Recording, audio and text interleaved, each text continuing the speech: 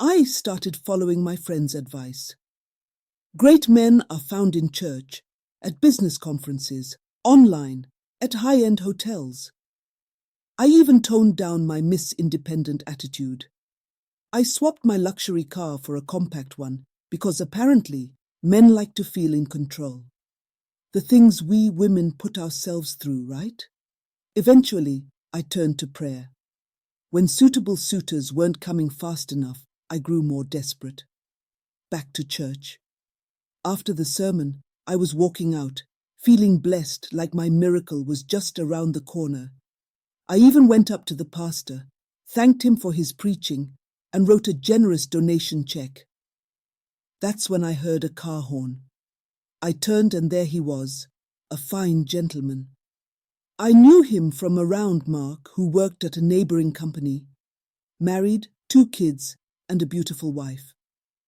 We exchanged pleasantries, and he asked me out for breakfast. I hadn't planned on eating, but I said yes. We ended up at a 5-star hotel by the poolside. It was one of my usual hunting grounds. We made small talk, and I asked why he was alone on Christmas Eve. He shrugged it off. His wife and kids were up country. Mark was everything on my hit list. Tall, charming, successful. But he was also married, and I had one strict rule: no married men. But as they say, the devil always laughs at our rules and plans.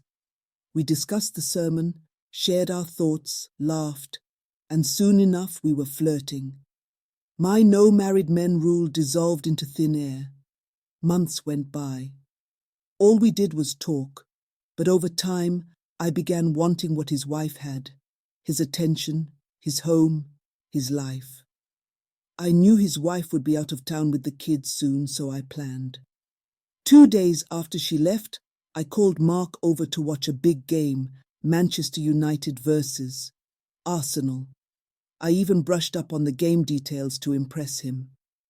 He arrived with 2 bottles of wine and I'd made snacks.